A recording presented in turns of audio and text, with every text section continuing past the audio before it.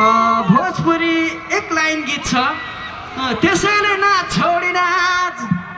त्यसैले नाच छोडी नाच भनी पनि गाउने छु र अर्को कुरा हम गीत है तोहार तू सरगम यसलाई म भोजपुरी भर्सनमा पनि गाउने छु र अबको केही बेरमा एक दुईवटा डान्स पर्फर्मेन्स हुन्छ त्यसपछि मेरो प्रस्तुति कोरेर प्रेम पत्र र अर्को कुरा के कुरामा मलाई खुसी लाग्छ भने मेरो गीत भर्खर आत्मामा कोरेर प्रेम पत्र चल्दा एनसेलले यहाँ प्रोग्राम गरेको थियो त्यो टाइममा पनि यो खालको भिड देख्थेँ अहिले पनि मलाई लगभग 12-13 वर्ष भइसक्यो अहिले पनि यो खालको माया पाउँछु थ्याङ्क यू सो मच मनैदेखि एकदमै लहानलाई थ्याङ्क यू र लहानमा वरिपरिबाट जहाँसम्म लाग्छ लहान मात्र वरिपरिबाट जो आउनु भएको छ सबैजनाले एकदमै ह्याप्पी न्यू इयर पनि भन्न चाहन्छु थ्याङ्क यू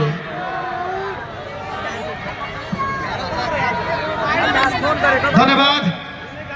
के छ हामी रेडी छौँ होइन ओके अब हामी 15 मिनट तपाईँलाई एकदमै मनोरञ्जन दिने पक्षमा छौँ भर्खरै मलाई एन्ट्री गर्नुभएको छ हामी उहाँलाई ताजा हावा खुवाउँदैछौँ त्यसपछि हामी नन स्टप 1 घन्टा रमाइलो गर्नुपर्छ तबसम्म म प्रिय बहिनी ममतालाई यो माइक हस्तान्तरण गर्दैछु उहाँले तपाईँलाई केही समय साथ दिनुहुन्छ रमाइलो गर्नुहुन्छ इन्जोय गर्नु होला हुन्छ त म पनि डिस्चार्ज भएर आउँछु तपाईसँग ओके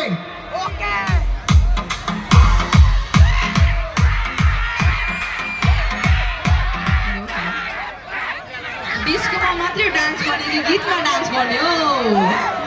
केमा डान्स गर्ने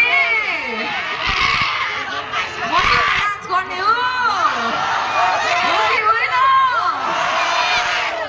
र त्यसै गरी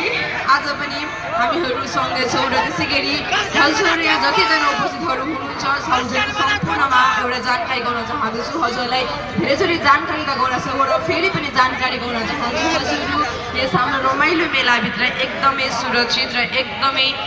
सकारात्मक सोचको भावना लिएर रमाइलो मेलामा रमाइलो गरिदिनु होला किनभने हजुरहरू सिसिटिभीको मात्र नभएर प्रहरीको निगरानीमा पनि हुनुहुन्छ र भोलि को आउँदै हुनुहुन्छ थाहा छ नि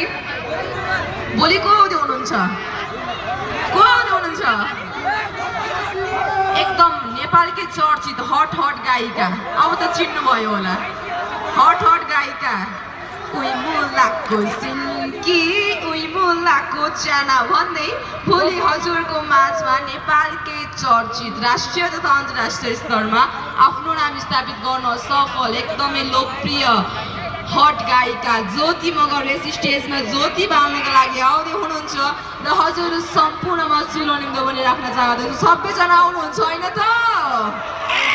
आउनुहुन्छ कि आउनुहुन्न नुन बिनाको तरकारी खल्लो हुन्छ कि हुँदैन आई लभ यु 3 नुन बिनाको तरकारी खल्लो हुन्छ कि हुँदैन खोइ त हुन्छ कि हुँदैन र त्यसै गरी ममता तामाङ बिना यो स्टेज पनि खल्नु हुन्छ कि हुँदैन यतिको हुनु पर्यो र अब भने चाहिँ गफ त भइ नै रहन्छ अब पनि हजुरको माझमा फेरि पनि आफ्नो प्रस्तुति लिएर आउँदै हुनुहुन्छ पूजा छ र उहाँको लागि पनि जोरदार तालीले स्वागत गरिदिनु होला